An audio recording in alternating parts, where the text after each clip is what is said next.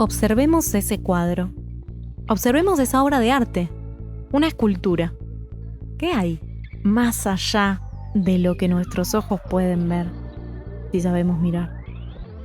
Bienvenidos a Audiolibros Porque Leer, mi nombre es Cecilia Bona y hoy, a propósito de saber mirar, les voy a leer El encanto de las ruinas, un texto de María Gainza que salió en su anteúltimo libro, El nervio óptico, editado por Anagrama, pero antes había salido en Verano 12, en el diario Página 12, y es esa versión la que les leo hoy. María Gainza escribe, por lo menos en El nervio óptico, también en Un puñado de flechas, su último libro, textos que tienen que ver con su trabajo como periodista crítica de arte.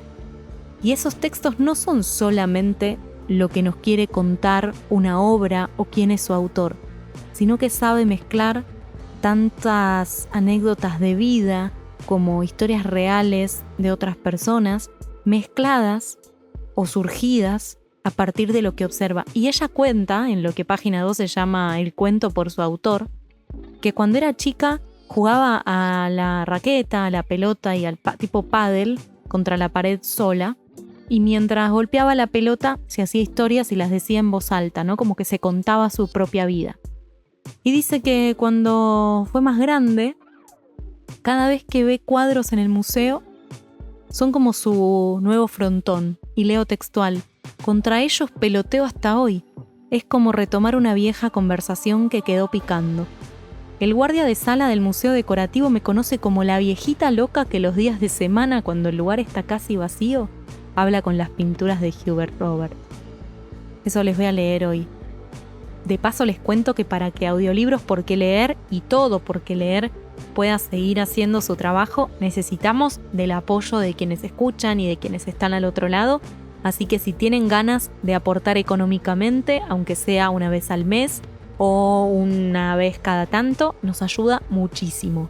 Fíjense que en la descripción del episodio van a encontrar el link a porqueleer.com/patrocinar y desde ahí pueden hacer el aporte que quieran. Dicho todo esto, vamos con El encanto de las ruinas de María Gainza y después lo charlamos.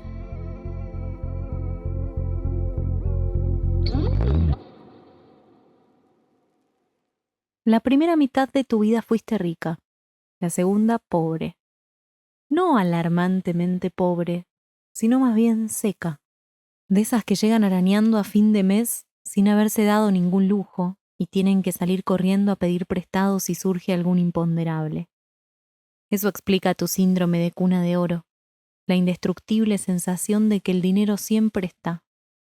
No es que alucines que tenés una parva de billetes en la bóveda del banco, es más bien una impresión de seguridad interna, que por supuesto es un espejismo, pero un espejismo muy vívido.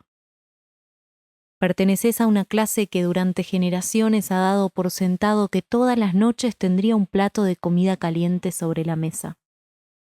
Hay mucho de bendición en eso. Y hay algo de maldición también.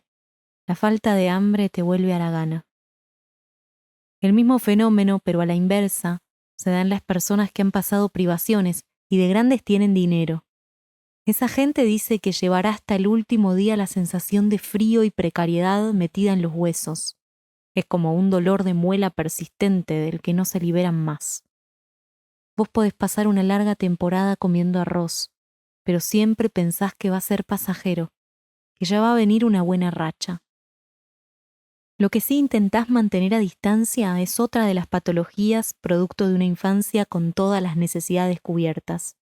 Se la conoce como tristeza de niña rica. Uf, cómo la detestás.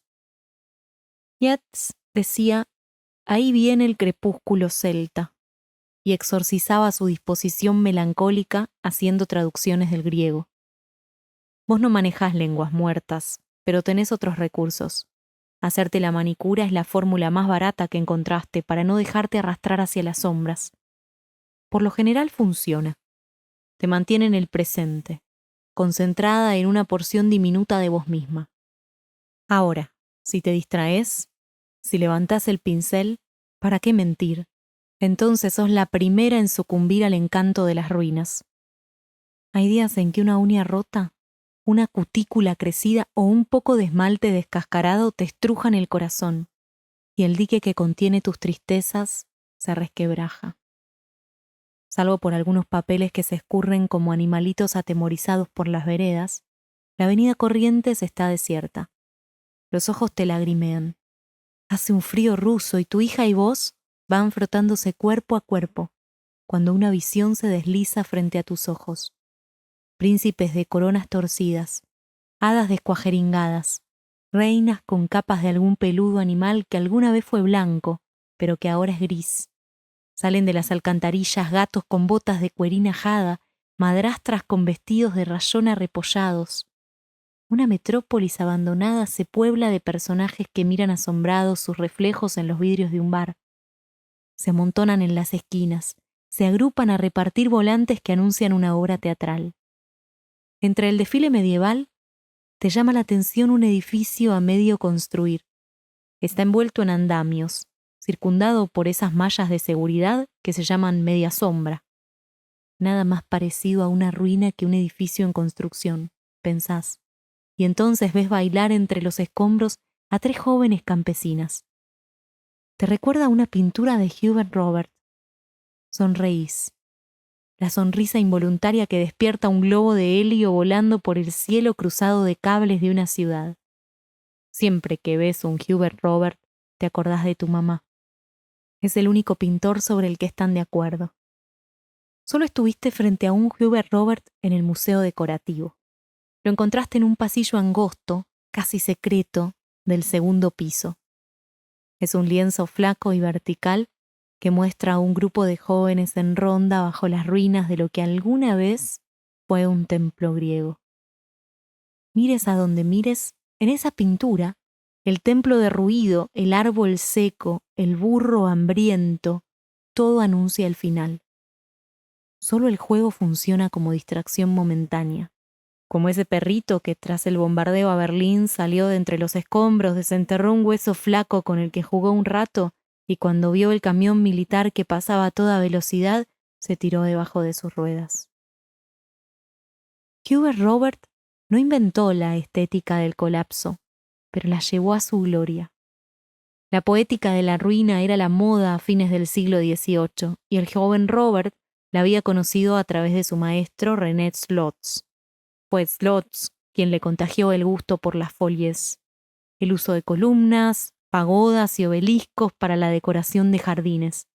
No importaban la cultura ni el período al que pertenecieran, solo interesaba que fueran antiguas, que estuvieran rotas y por sobre todo que fueran falsas. Toda residencia aristocrática, para ser considerada como tal, debía tener sus ruinas símil Roma desperdigadas con cuidado por el parque. En situaciones extremas se llamaban jardines terribles e incluían la sensación de vivir al borde de la catástrofe mediante grutas que escupían lenguas de fuego, volcanes que entraban en erupción y lluvias torrenciales que caían sin previo aviso. La ruina era una forma de restablecer vínculos con la antigüedad. No es casual que surgiera en vísperas de la Revolución Industrial. Lo artificial exacerbaba la melancolía por lo perdido. Los ricos se regodeaban en su tristeza. Imaginen a un grupo de personas ociosas soñando en medio de bostezos y capiteles con un pasado glorioso. A veces funcionaban como memento mori. Los dueños de casa caminan por el jardín y al toparse con un pedazo de obelisco de punta tronchada tiritan de emoción, imaginando que quizás algún día ellos también lo perderán todo. Una escalera sin palacio.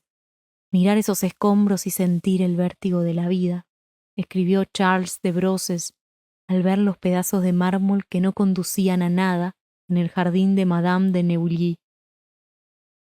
A veces, la jardinería decadente satisfacía propósitos pragmáticos. En 1740, Lord Belvedere construyó al fondo de su jardín una abadía gótica tan inestable que las piedras se desprendían de los altos muros y sus arbotantes se sacudían al menor viento. La abadía, conocida también como el Muro de los Celos, bloqueaba la vista de la residencia del hermano menor de Lord Belvedere. un joven andrógino de cabellos rizados por quien la esposa de Lord Belvedere suspiraba desde su balcón. Una noche de invierno, cuando tenías 10 años, se prendió fuego el escritorio de tu casa. Uno de tus hermanos que estudiaba hasta tarde en esa habitación había colocado la estufa de cuarzo demasiado cerca del sillón y al irse a la cama se olvidó de apagarla. La goma espuma ardió en cuestión de minutos. El olor a quemado te despertó. Al abrir la puerta del escritorio viste humo, gritaste ¡fuego! Tu hermano llegó con una jarra de agua y al ver que no era suficiente, se parapetó en el balcón pidiendo auxilio. Vos buscaste a tu mamá, era un reflejo mecánico. Corrías hacia ella siempre que te sentías en peligro. Revisaste una por una de las habitaciones del pasillo. No había señales de tu mamá. Los bomberos tiraron abajo la puerta del departamento. Se abrieron paso a los hachazos como en una jungla. Puede que la alfombra de cebra, los quetzales embalsamados, las sillas Luis XVI con patas de león y la vitrina de armas antiguas los hubieran confundido. Te evacuaron por la escalera de servicio. El hall de entrada del departamento estaba lleno de gente.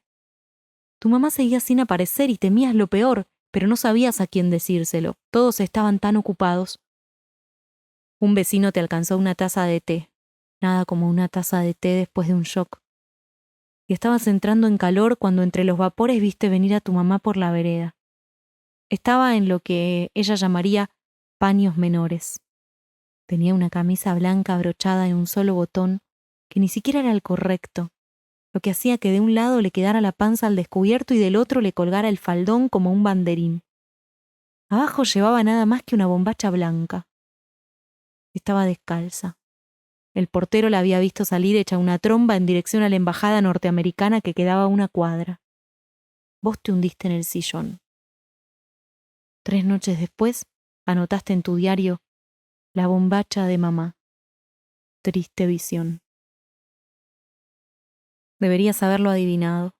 Siempre que pasaba algo, tu mamá corría a la embajada. Ese palacio que antes de ser la embajada era la casa de su abuela. Tan traumático fue para ella que la familia la vendiera que nunca más pudo desprenderse de nada. Si en una casa normal hay uno, a lo sumo 2 sofás, en la de tu mamá hay 7, arrumbados en los cuartos donde dormían vos y tus hermanos cuando eran chicos. Tu mamá tiene la manía de conservarlo todo. En el armario de lo que alguna vez fue tu baño, hay una colección de catálogos de Sotheby's desde 1972 en adelante. Los estantes se han vencido bajo su peso. Un día se le cayó encima un espejo de 3 cuerpos que tapiaba una biblioteca. Dijo después que estaba buscando un libro para prestarle al portero. Los que mandan, de José Luis de Imas. Quedó sepultada debajo del espejo durante media hora hasta que la mucama oyó los gritos. Salió ilesa. Pero a veces pensás que si logra sortear los accidentes, algún día terminará por crear un paisaje a lo Hubert Robert. Habrá visitas guiadas al departamento. Los extranjeros se apiñarán en la vereda de la Avenida Libertador y levantarán la vista hacia el 3er piso. Contemplarán las ruinas del patriciado argentino, guardadas celosamente del polvo detrás de esos gigantescos ventanales de doble vidrio. Harto de la imitación, Robert fue en busca de las verdaderas ruinas. Visitó Nápoles, estudió los restos de Herculano y Pompeya, bocetó el palacio de Villa d'Este en Tivoli y pintó un futuro a imagen y semejanza de la antigüedad, pero sin su confianza. Había que aspirar a la grandeza de Roma y a la vez darla por perdida. Sin la intensidad de Piranesi ni la gravitas de Poussin, Hubert Robert vio en las ruinas una forma de meditación sobre una sociedad que ya no se consideraba a sí misma viviendo en un tiempo de continuidad, sino en un tiempo de contingencia. Cuando volvió a París, Robert trajo consigo un regalo de un cliente romano, un atril que había pertenecido a una basílica del siglo XIV. Era un objeto de lujo en forma de águila, que Robert colocó a la entrada del taller y usó como perchero. Cada vez que colgaba su bata sobre las gigantescas alas de bronce, sentía que abrazaba el éxito.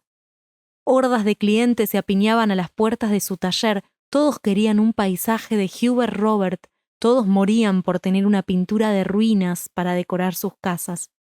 Era la pièce de conversation más efectiva del salón cuando la charla entre los invitados languidecía. Sin proponérselo, Robert había creado un tipo de imagen en perfecta sintonía con su tiempo. Espontáneamente amaba lo que era amado por muchos en esa época, dice Sokurov en un documental narcótico sobre el artista. El incendio no dejó daños graves. Sobre la búsqueda de asilo en la embajada por parte de tu mamá, nadie dijo nada.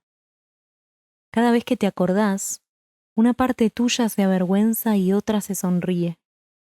Esclava de las convenciones, la mayor parte del tiempo, tu mamá a veces es poseída por estallidos de originalidad. Un día que te llevaba al colegio notaste que tenía todos los espejos del auto apuntándola a ella. Se lo comentaste a la armada. Ay, chiquita, los espejos retrovisores son un macaneo. Solo sirven para que las mujeres nos retoquemos el rouge. Yo presiento lo que viene y la intuición vale más que la vista. En esos arrebatos que no sabes de dónde salen, ves en ella algo que la exime frente a tus ojos, algo que te hace lamentar que su delirio no haya prevalecido sobre sus clichés. Las obras de Robert parecen una premonición que el pintor registra en trazos inacabados. Es un modo de pintar que le permite realizar una cantidad enorme de pinturas en un tiempo muy breve. Un príncipe ruso que se disputaba uno de sus cuadros dijo: Robert quiere que le paguen a la misma velocidad en que él ejecuta sus pinturas. Pinta cuadros como si escribiera cartas. Pero también había algo en esa técnica abocetada que se fundía a la perfección con el tema, como si en un mundo precario terminar algo ya no tuviese sentido. Nada dura, ¿qué puede ser eterno? La roca se corroe, los ríos se congelan, la fruta se pudre. ¿Quién está más solo? ¿El halcón o la lombriz? Se preguntaba Truman Capote a los 12 años, sentado a orillas de un río pantanoso en Alabama. Robert era un hombre celebrado por su época cuando la suerte se le agotó. De golpe todos sus hijos murieron, uno detrás del otro: Gabriel, Adelaide, Charles y Adele. Cuando Napoleón llegó al poder, lo expulsó de la academia. Prisionero en Saint-Lazare, compartiendo celda con el marqués de Sade, en la cárcel donde un siglo antes se encerraban a las ovejas negras de las buenas familias, Robert escapó por muy poco a la guillotina cuando por error otro prisionero fue ejecutado en su lugar. Una vez en libertad, fue uno de los 5 asesores en la creación del Louvre. Su sueldo era simbólico, apenas le alcanzaba para el almuerzo. Una medianoche llegaba de trabajar en los planos del futuro museo cuando entró a su taller, que era muy pequeño y abarrotado, y se tropezó. Así murió Hubert Robert, desnucado por su atril romano. Tenía 75 años. Ya no le quedaba nadie en el mundo, y debía 9 meses de alquiler. Cuando cumpliste 14 años, tus padres volvieron de Estados Unidos con un regalo que te mandaba tu hermano mayor, un descastado que vivía en San Francisco. Entraste levemente irritada, tu estado habitual en esa época, siempre como esperando que te mandaran con tu verdadera familia. Tu mamá desarmaba las valijas y cuando te vio, señaló una bolsa de plástico. Toma, reina lunática, esto es para vos. Adentro había una esfera de cristal que contenía una reproducción del Golden Gate. Si la sacudías nevaba sobre el puente, unos copos diminutos que giraban formando remolinos en el aire y después caían de una manera tan dulce que vos pensaste que una nieve así podría curar cualquier dolor. En la bolsa había una carta también. Era un papel arrancado de una libreta a las apuradas. En letra cursiva, casi ilegible, decía: somos cada vez menos y no nos quedan municiones. Pero ellos no lo saben. Federico Williams. Desde que tenés memoria, tu mamá y los de su clase vienen anunciando que este país se va a prender fuego. Hace 30 años que esperan que arda. No hay semana en que no te pregunte si su nieta tiene el pasaporte al día porque acá no hay futuro. Cuando te habla así, Vos te sentís como Checo, aquel poeta rencoroso que, según cuenta Marcel Schwab en Vidas Imaginarias, tuvo el instinto de ser negro porque su padre era blanco. Tu hija no tiene pasaporte, vos lo tenés vencido hace añares. Te gusta tu barrio, de hecho te encanta, y no tenés pensado mudarte nunca, aunque tu mamá piense que vivís en la frontera con el indio. Con los años han bajado los decibeles de las peleas. Ahora que están grandes y cansadas, cada discusión parece un paso de comedia. Hace poco la seguiste por un pasillo de su casa leyéndole párrafos de Irene Nemirovsky. En tus raros momentos de ternura maternal, cuando me estrechabas contra el pecho, tus uñas se clavaban en mis brazos desnudos. Tu mamá, apurando el paso con insólita agilidad para dejarte atrás, murmuraba: «¡Pero qué horror, mi hija, las cosas que lees!». Lo único que cada tanto las arrima es Hubert Robert, y cuando eso ocurre, la brecha entre ustedes se acorta. Es un instante nomás, un fogonazo en el que ves la relación que habrían podido tener si las dos hubieran cedido un poco, si a las dos no se las hubiera tragado el personaje. Pero a esta altura, difícil que haya marcha atrás. Para ella, será siempre alguien que desperdició su suerte, la zurdita Paqueta que vive como paria. Cuando te hace enojar, le decís que te gusta vivir así, en tierra de nadie, y que con las astillas de sus muebles algún día construirás tu casa.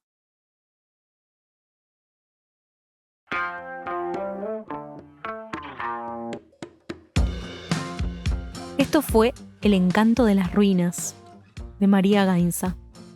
Se dice que este cuento está escrito en función de la historia de su mamá, que esa segunda persona es la mamá de María Gainza y que esa nieta sin pasaporte al día es María Gainza. Esto se los cuento porque es más una anécdota, pero creo que podemos reflejar un montón de vínculos de nuestra propia vida en el vínculo de esa abuela, esa madre y esa hija, ¿no? Y encima matizados con el famoso encanto de las ruinas. Quiero que me cuenten qué les pareció en @porqueleer, ¿ok? Me va a gustar escucharlos, leerlos, tanto en Instagram como en YouTube, en Spotify. Pueden votar, ponerle estrellas al episodio, darle like. Toda interacción va a estar buenísima para alimentar a los algoritmos y manifestarles el interés que les genera este contenido. También le quiero agradecer a Dani Fernández. Él tiene un proyecto que se llama Activando Producciones.